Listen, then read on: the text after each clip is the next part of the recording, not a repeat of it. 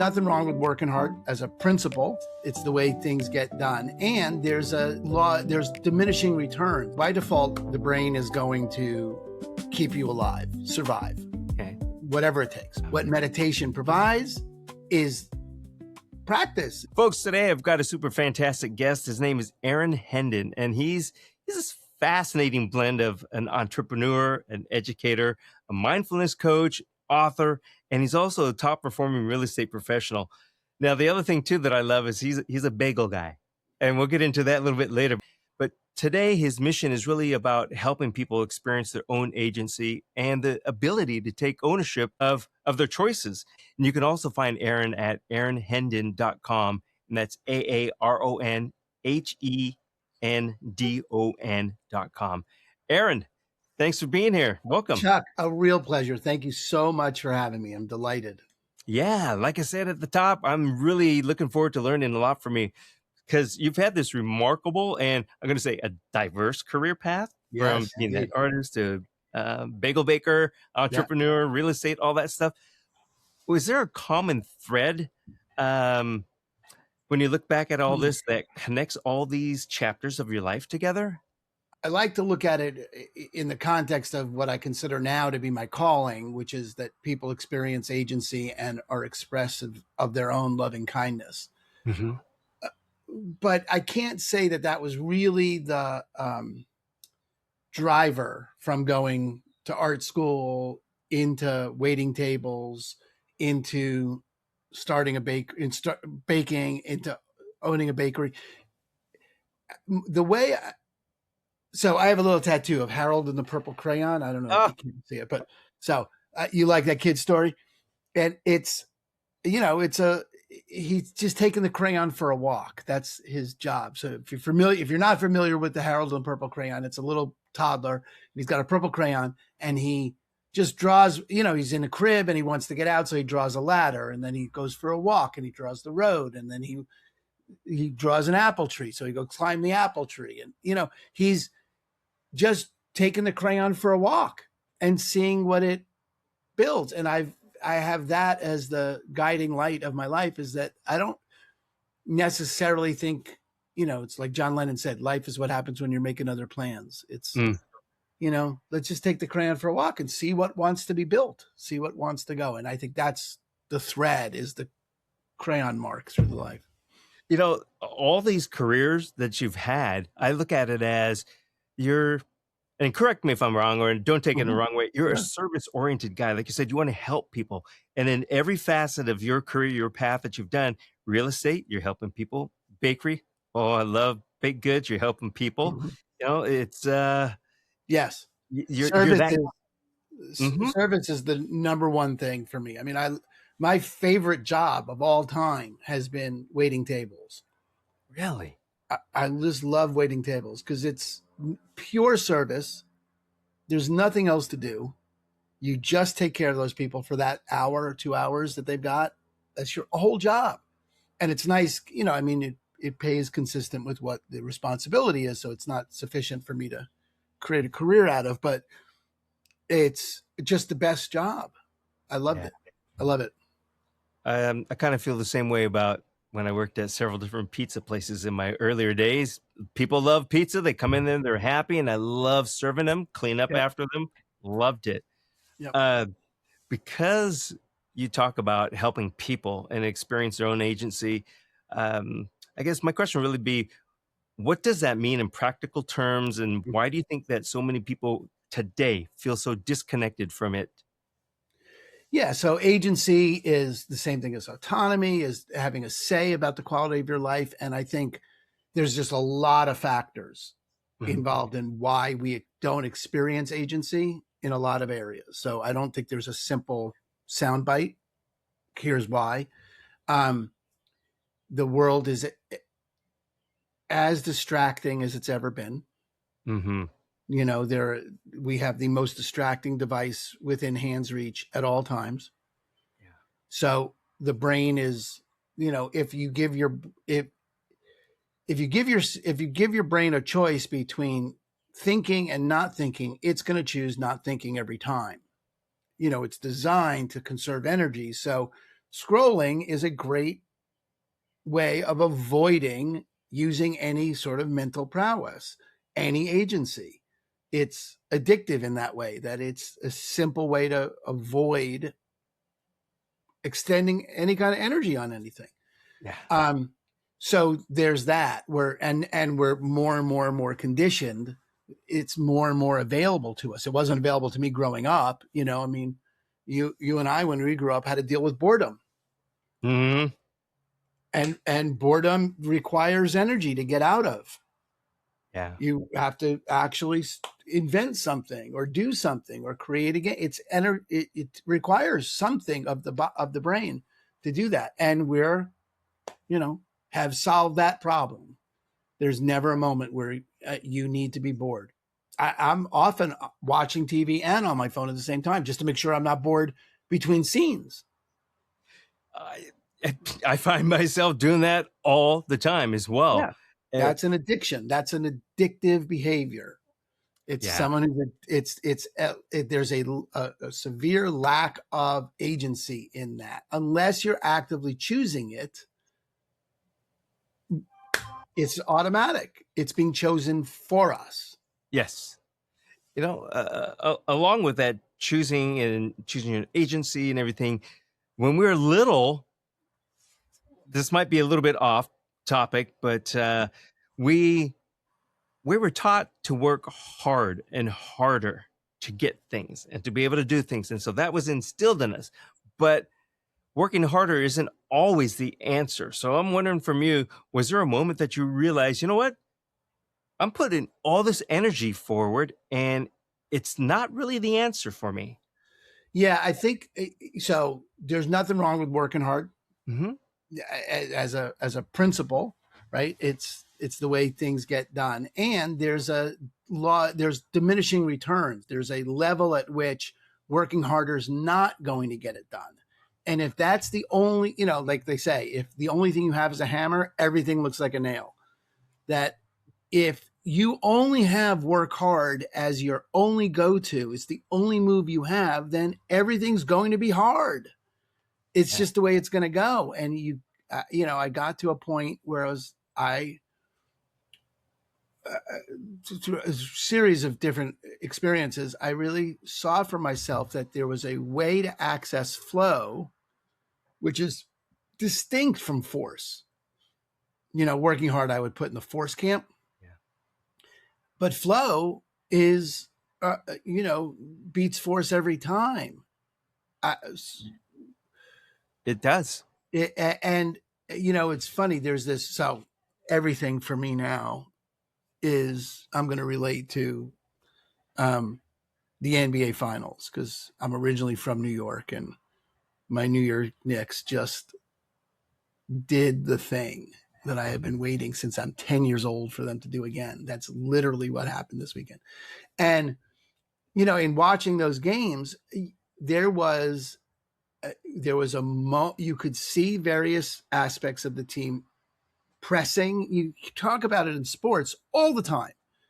The guy's pressing, he's forcing, versus he's in the zone, and it's just flowing. And you could see the difference when they were trying to force it versus it was flowing. And you can access those flow states. You can intentionally create the conditions in which flow is available. And that's a beautiful thing. Yes. Yeah. It's now, like you're saying, forcing a lot of times, me included, I force something to happen. Maybe because somebody else is saying that it has to be or whatever, maybe. So I'm thinking I have to, so I'm going to do. And then I work harder, but I'm forcing myself and it doesn't flow. It doesn't align with me. Yeah. Or even if I have to do it, when I'm forcing something, like I said, it becomes work and it takes a lot of energy. I was wondering, out of all these thousands of people that you've had conversations with, that you've worked with, is there a common mental or emotional barrier that keep coming up with these otherwise talented people? from reaching their potential, or maybe even getting into the flow of things? Yeah, well, by default, the brain is going to keep you alive, survive, Okay. whatever it takes. Okay, so the brain is a threat prediction device, right? That's what it's doing. If in its resting state, it's looking for threats, and if it doesn't see one, it's going to make one up. It's it's gonna, which is why we're constantly worried or on task if we're not practicing something else. So all those times where things seem hard, you could start to consider that you're responding to some threat. And Okay. when things are flowing, you are working towards something you love. So many people have a hard time um, dealing with that. And what I mean by that, I'm going to give my example that immediately came to mind Mhm. is people who go on a vacation and it's a wonderful Go time. ahead. They come back and they tell you they had the worst experience. But if they go on a trip and they complain about things and they're forcing things or they might be angry, they come back and they give you a different story. Like, I don't want to say they had a good time, but it was a better time. It's like they're looking for that stressor because they're so used to it. Does that sound crazy? I've never had that experience, but I appreciate that you're sharing that that's an experience that you've had. My experience with that is uh, that when the future, so the experience in the present moment, our experience in the present moment is based on the what we see coming at us. Mm-hmm. You know, so if we see threats coming at us, now that may provide there. So my dad used to say, you need being too calm isn't healthy. You need some kind of anxiety, which I have, which is what you're pointing to. And I think that that's a way you've been trained, that it's this. I think it's in the, I don't know for sure, Chuck, you'd have to tell me, but I think this is in the bucket of people that say I work better under pressure, that they miss associate working better under pressure than they call that working better, but really they've just never learned how to work Mm-hmm. any other way. Yeah. And I don't think it's true that people work better under pressure. I think what might be true is that people work better under pressure than other people around them work under pressure. And you could see that in the NBA finals too. You could see people, you know, choking at the free throw line is the perfect example, because that's a free throw. Mm-hmm. It's a free throw. No one's you have there's nothing but you and that basket and an action that you've taken more times. These people have taken that action more times, Chuck, than you and I will ever do anything, probably. Right. Yep. And yet the pressure of the moment, the threat of that moment is heavier more impactful for some people than it is for others. Yeah.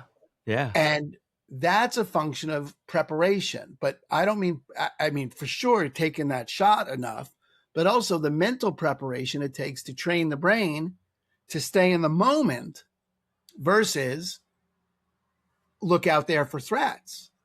Because in the moment, there's just you and the basket 15 feet away, and it's the same height it's been for every time you've ever made that shot. Nothing has changed in the present moment. In the present moment, the championship's not on the line. That's a function of the future.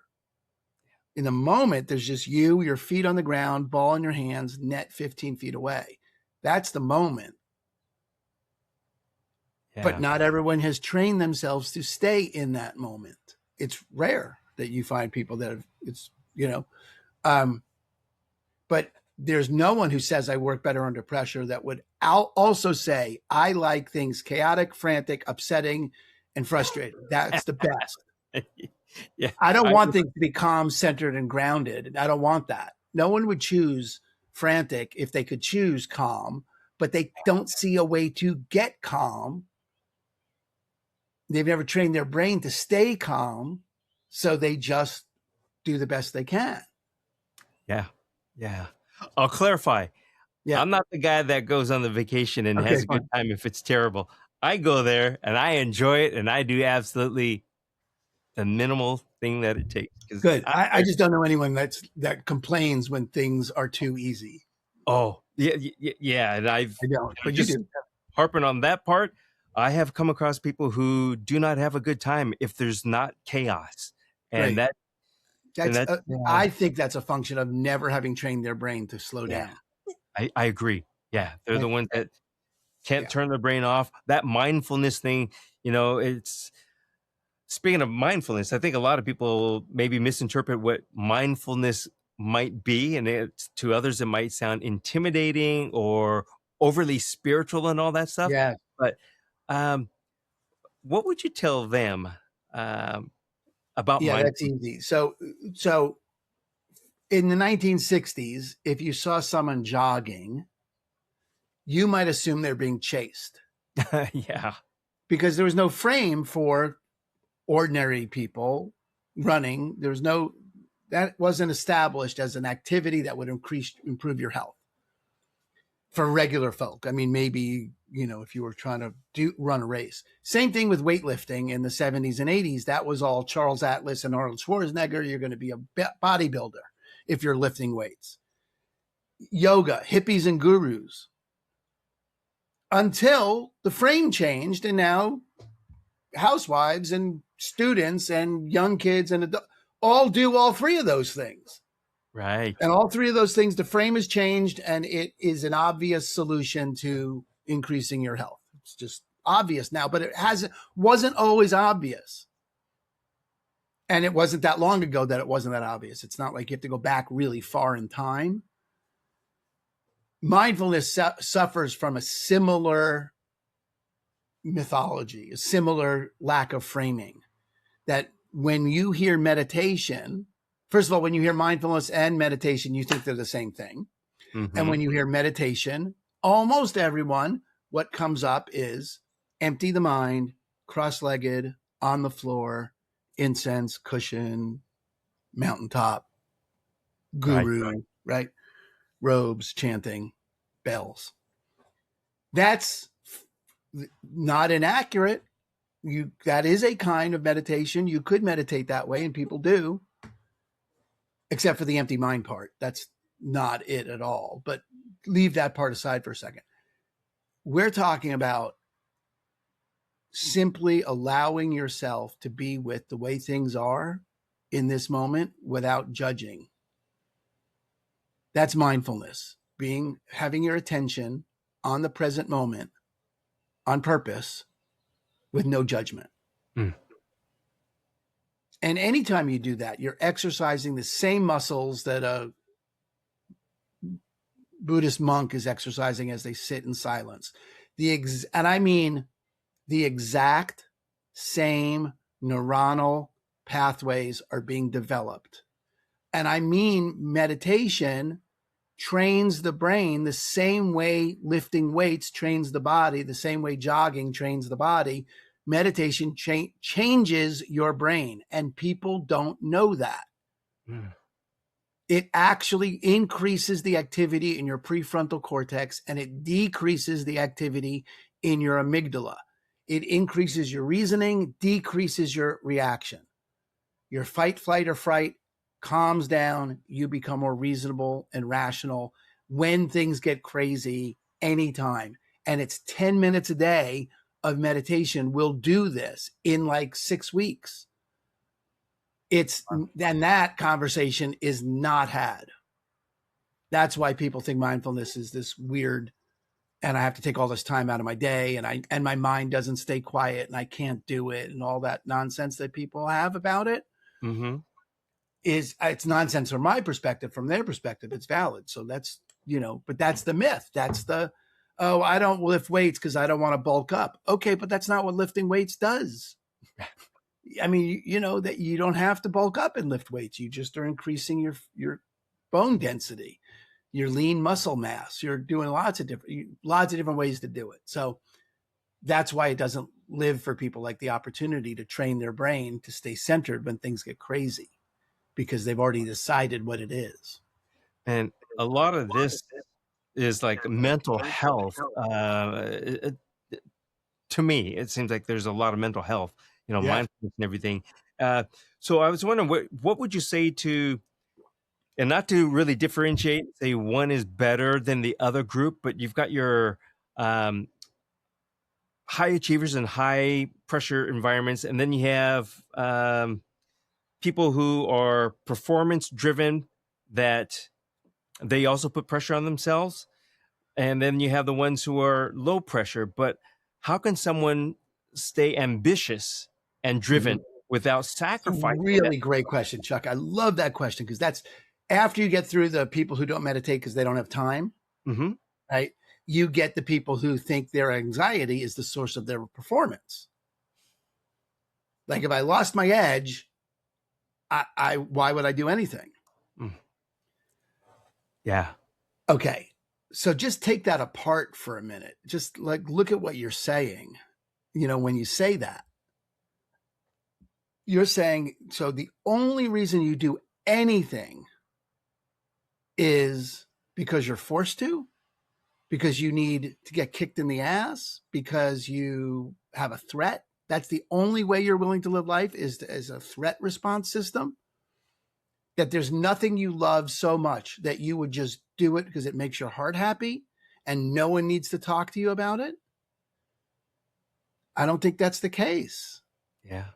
I think it's the case where people have set their lives up. This is an agency issue. They've set their lives up so that what they're passionate about and what they love and what they are willing to do out of devotion is, rather than force or in order to get some result, that whatever they would be willing to do like that somehow seems like it's unavailable as a career, or they've collapsed. There are things I don't have to do. There are things I'm going to have to do I don't like to do. That's the only way to live. That's the guiding principle. See, all right, I'm in real estate. Let me just make it real. I don't love doing every single activity in the real estate field. When I was a baker, it wasn't like I loved sweeping the floor, loved doing the ordering when I owned the business. It wasn't like that was a passion of mine. Okay. What's not a passion of mine to do a lot of the detailed grunt, what's considered grunt work in anything. Okay. Yeah. Fine. But I don't need some anxiety attack to tell me to do it. All I need to do is look up a little bit from the activity to what's the result of this activity that does fulfill what I'm up to. Move your sight from I can't believe I have to make these calls. Sales people have this conversation all the time. Can't believe I have to dial these numbers, talk to these people, to go to work, whatever. Just look up a little bit. What's the future you're out to fulfill? What are you actually out creating? Yeah. What's that world? Okay, now, this activity, does it fulfill on that? If the answer is no, then don't do that activity. And if the answer is yes, well, now you have a whole new view of that activity as it's the fulfillment of what matters to you. Yeah. So, you could pretend or continue to pretend that the source of your results is that kind of anxiety, or you could just get, it's funny. I was just listening to an interview with Kobe Bryant. I guess I'm all NBA these days, but until Seahawks start again. But we could talk about Mike McDonald, bro. We could say any of these people, any of the people who excel in the world. It's funny because in sports, this is just the conversation. This is not some woo-woo. I don't do that. They all visualize. They all meditate. They all practice being centered. They all practice being unattached to the outcome. Process beats outcome every time. If they follow the right process, they've let go of the outcome. The only thing they control is the controllables. So this world about where my attention is my attention on catching the ball, or is my attention, are my hands in the right place and my feet in the right place? All I can do is to take the action I've practiced, and the outcome is pretty much out of my hands. I know those actions produce the outcome I want most of the time,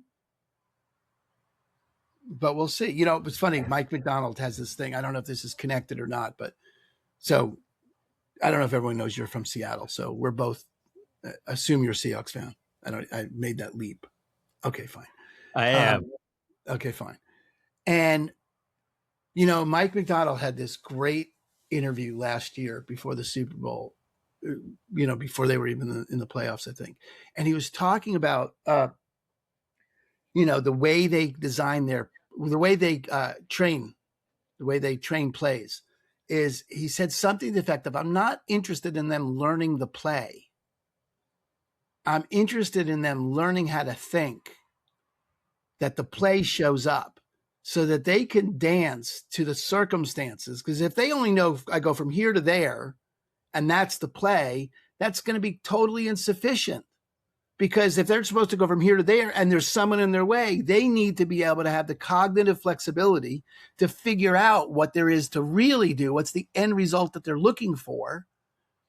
And he's training them in how to think versus, first, the most important thing is for them to have the cognitive flexibility to recognize the situation they're in and how that lines up with what they're being asked to do. Yeah. So different than I need to make these calls. As soon as you said that to me, one of the first things that popped into my head is as a chess master, seeing the entire board, thinking ahead of different moves. It's like, it's an obstacle, but I've already got some moves around it. I'm not gonna stress. Well, I don't know if they mean stress, but that's what I think of it is just kind of knowing the direction that I'm going. That's right. Yeah. And you're playing with someone, against someone, and you're never 100% sure what their next move is going to be. Right. You're 5 moves ahead, assuming they make the following 4 moves out of this move. Mm-hmm. But the moment they do something else, you have to now reassess the entire picture, because you need to have the cognitive flexibility to be able to dance to what's happening. Yeah. Yeah. And I think that's so much what meditation develops in the brain, is the ability to do that, the letting go of needing the outcome to look a particular way, which is going back to the original conversation. That's what forcing the outcome is. I need it to look this way versus I trust that if I take these actions, the result is going to be something that I can work with. It might not be what I set out to accomplish, but it'll be something I can work with, and I'll take my next action then. And I'm not going to worry about that yet. All I'm going to worry about is, are my feet in the right place? Is whatever. Did I pick up the phone and dial? Was my tone of voice right? All the things a salesperson needs to worry about, whatever it is that you do. Yeah. Aaron, I want to ask you and give you the opportunity once again to tell everybody where they can find you, what courses, whatever it is that you have. Sure. I think this is super important, and it's an everyday thing, and there is no demographics of age or anything like that. Everyone can learn. The brain is neuroplasticity throughout our whole life, and the more we practice it, the more plastic it becomes, the more malleable. Yeah. Able to create new neuronal pathways throughout our entire life. And the more you practice that, the more that's available to us. So that's a big deal. They can always get me at aaronhendon.com. Everything I offer is that's my hub. And that includes, I have live cohorts and a book coming out of the same name, which is How to Live a Grateful Life in a Fucked Up World, a 9-week practice to train your brain for peace, clarity, and presence. And those cohorts are pay what you want. No one's turned away for lack of funds. And and then I have sales trainings for sales teams and things like that. Okay, thanks. Oh, you said that word, being present. And so many people, so many of us are not present. We're either in the past or looking far into the future. And you don't need to worry about that past, really. And why are you worried about that far ahead of you? That's the brain. You should know that's the brain's default. Mm. It's not so many people aren't present. It's that all people are not present unless they're expending energy to be present. Mm-hmm. There is nobody, the Dalai Lama, the monks, nobody is present unless they are actively practicing being present. That's just the way it goes. That's the way our machine is wired. If you're not actively noticing what's in the current reality, you're not present. Yeah. What meditation provides is practice, is the reps, is the, oh, now I'm prepared to be more and more present. It's easier for me to be present. I'm less distractible. All those things happen because you've practiced.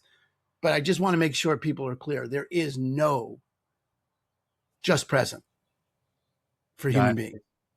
Now, would you say you just said practice, and I'll use that phrase that we used to hear all the time and kind of still do. Practice makes perfect, but in this case, we won't say perfect. But would you say daily practice is one of the biggest positive impacts that people can have on their life? Because, like I said, it takes.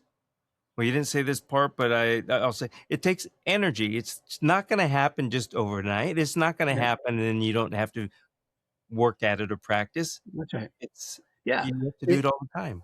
that's right. You do it, but you practice things all the time. You brush your teeth. How many times a day you brush your teeth? It, yeah, and you still do it. And you still Oh, do it. You don't wake up in the morning and think, oh, I can't believe I have to brush my teeth again. The dental hygiene doesn't work. You just brush your teeth twice a day because you brush your teeth twice a day. And that's how it goes. You just do that. yeah. And, you take out the trash. The best metaphor for meditation I've got, well, it's not the best, but it's up there for me, is, do you remember Admiral, I want to say McMaster's, was the admiral who gave a commencement speech at UT for call the most important thing he learned as a Navy SEAL was to make his bed in the morning. Mm. So this is a relatively famous YouTube. I wrote about it on my Substack. He's the Navy SEAL commander who led the Bin Sama, the Bin Laden raid. Yes. And he talks about the most important thing you can do is he learned this as a SEAL is make your bed in the morning, because he has got several different reasons for it, what it provides for you in terms of a peace of mind and a place to rest at the end of the day, even if the day turned to shit. That's what meditation is. You're just making your mental bed. You're taking out the trash. You're cleaning house. You're just letting your brain rest. No, even the high performers on this listening, the D's, I got to get this done. There is no athlete on the planet who doesn't understand that rest is part of training. Right.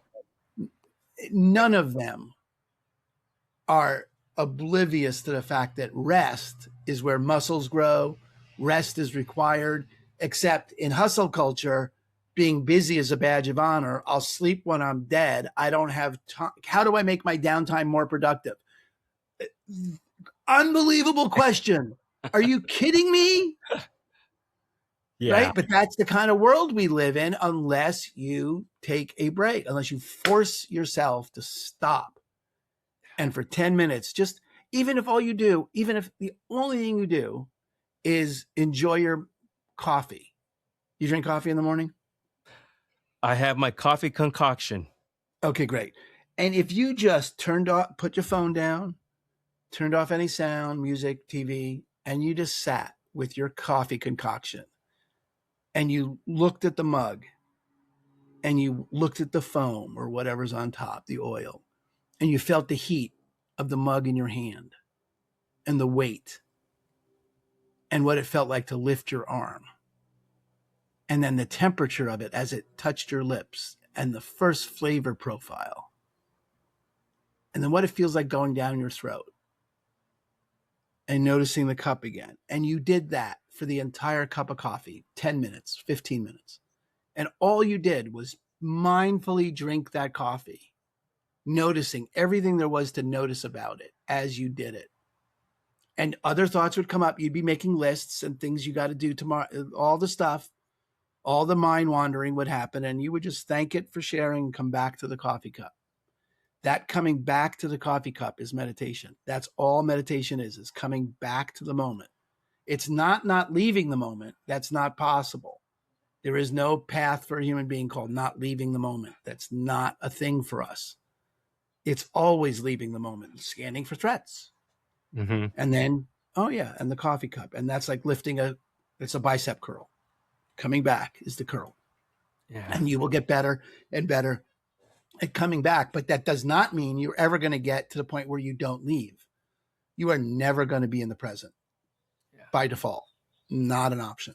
But that coffee, you drink coffee anyway, use that as your meditation. Fine. That'd be great.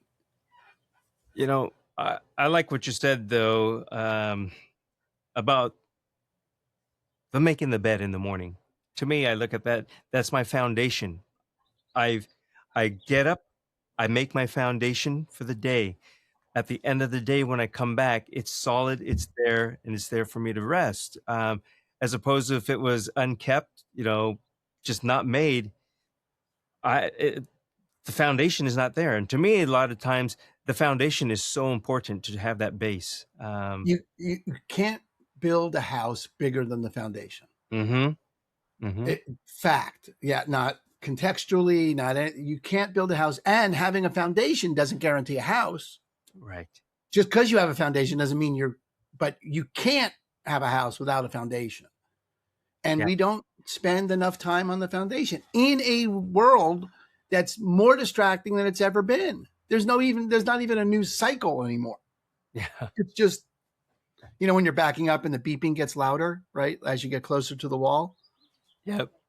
The news cycle is just one constant. I mean, it's just. It is.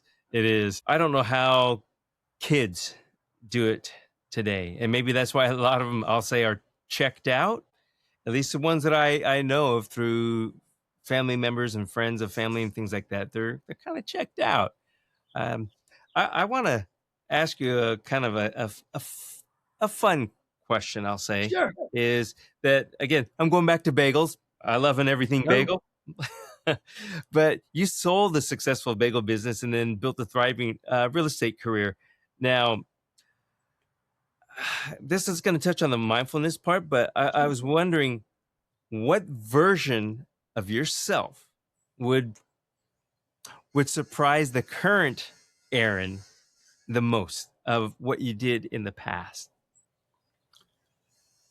Ask me that question again. I'm not sure I followed. Yeah. So you built this successful business and everything like that. And now you teach mindfulness to people. Mm-hmm. But for yourself, which version of that old Aaron Hendon would surprise the current version? Meaning that, are there would things be surprised by the current version? Yes. Okay. Because the current version is not surprised by his past. I mean, I see a clear pathway. But if I, let's see, I think, wow, it really does occur for me like nothing is a particular surprise. Isn't that weird? I'm like, I could fake it, but I really don't.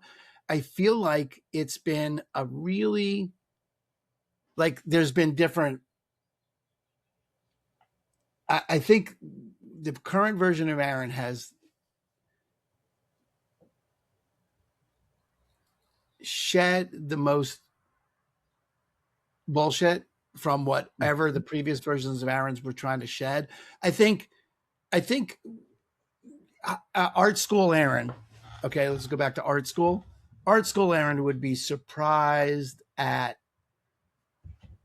the amount of money that current Aaron makes. Like that it was like that there would be some, and then for sure punk rock Aaron from the 90s would be punk rock Aaron would be somewhat surprised at the degree to which, I'm interested in training corporate sales teams. Like there would be that's not punk. I can understand and see how this isn't a difficult one for you. For some people, it's not. It would be to me as well, because I would think, well, not really too much of it is a surprise because there was a path that I was on and that I followed. And early on, I already had told myself, of mindfulness. I know what to do and what not to do, Mhm. right or wrong. But where I am today would be, I don't want to say no surprise, but Mhm. not a big surprise. Yeah.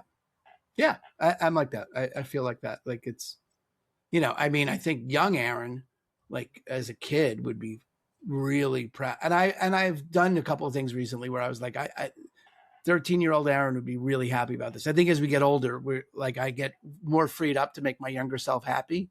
Mm-hmm. Like I don't have to justify like this thing with the Knicks. Like I don't have to justify. I canceled events and things so I could watch the games, and I didn't have to justify it to anyone. I was like, no, I'm not doing that. The Knicks are in the.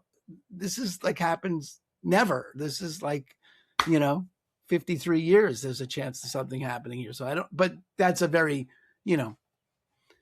childish sort of passion. It's a passion that I've had since childhood, and But it's a But choice. I mean, I feel that way about football too. And I wasn't always into football, but when the Jets left New York, I was like, not interested. It took me a long time to get back into football, but the Seahawks got me, and it's been 20 years, so and Well, season tickets. So whoa, yeah, I'm not that far into it, and I'm slowly getting back into it over the past decade. I was a Joe Namath fan way back then. there you go. So was I. I'll go back in 72, 73-ish. The Redskins. I love the Redskins then. I used to love football, and then really when the Jets moved to New Jersey, it was really I couldn't reconcile it. Yeah. I just couldn't reconcile it, and I think it's as particular. I am like really particular about bagels. I really am like, don't call round bread with a whole a bagel. Okay, Yeah, right. Certain criteria, and if whatever you right, and same thing. The Jets and the Giants play in a different state, right? The Bears are about to do this. They're about to move from Illinois to Indiana, and it's not going to be some big deal. It's like no, just no. It's a different state. It's not even the same. It's no. But okay, in the scheme of things, whatever. Billionaires meeting, so whatever. That's right. That's so true. I have limited amount of fucks to give, as they say. So choose wisely, and that's just not one fight I'm going to take. And then we're back to the choices and That's choosing exactly and making right. choices. Yeah. Man, this is Aaron. This has been a lot of fun. Listening I really to you, appreciate you too, Chuck. learning certain things. This has been great. Yeah, and I think if people want to take one thing away, there's two things you can take away. One is the coffee cup meditation is just you drink coffee anyway, you're doing something anyway, you're driving, you're in the shower. It doesn't matter what you're doing. Just turn everything else off and just notice what's happening. Just actually get present to the experience of it and do it intentionally. Yes. And do it to the point where you start making a list and you come back.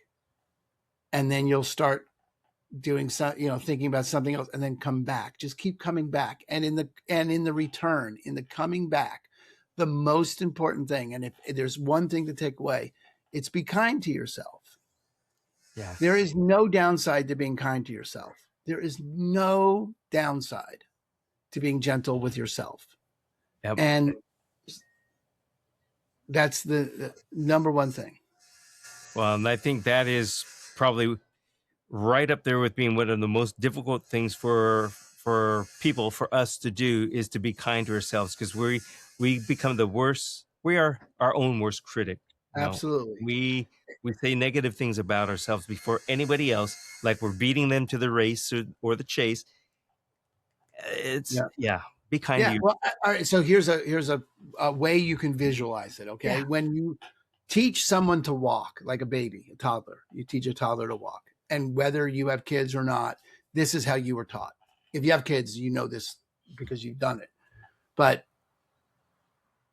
every time they stand up, every time they attempt to stand up, someone around them sees them and cheers. Every time. If they fall, you cheer. If they fall forward, you cheer and you say, "You look, they took a step." If they just fall on their face, you cheer like they took a step. No constructive criticism. No advice. Nothing but cheering. Nothing but cheering. Every attempt is met with a cheer. I've yet to meet the adult that treats themselves with 1/100th of that grace when they're learning something new. Yeah. Every attempt is worth cheering. There are no non-walkers. I mean, people are physically incapable, but no one who's physically capable just decides not to walk. No one gets frustrated enough to not walk. No one's like, "Oh, give it up, kid. You'll never learn it." No kid's like, "I like being a crawler." No, it doesn't happen because it's just all a win. Yeah. Treat yourself like that. Why not? Why not? Exactly. And I'm going to pat myself on the back and treat myself and say, I have done it. Another podcast. There you go. In the books. In the books. Again, Aaron, this has been fantastic. I've had a great time. Now we know that we're local, and yeah, I'm going to go try some of that. Those chicken tenders, baby. Yep, chicken tenders. Yep. Fantastic. All right, Chuck. Thank you so much. You're welcome. Thank you.